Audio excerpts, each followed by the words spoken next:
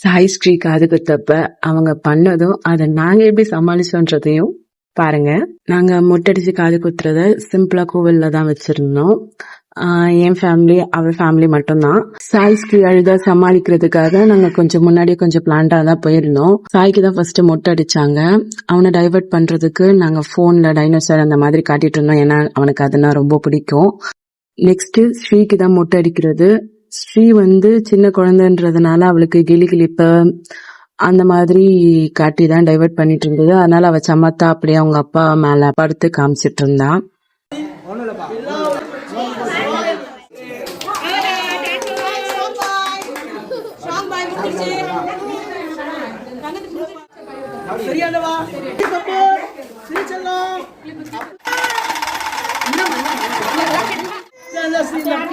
நல்லபடியா ஃபங்க்ஷனை முடிச்சிட்டு எங்க குலதெய்வ கோவில்ல இருந்து கிளம்பிட்டோம்.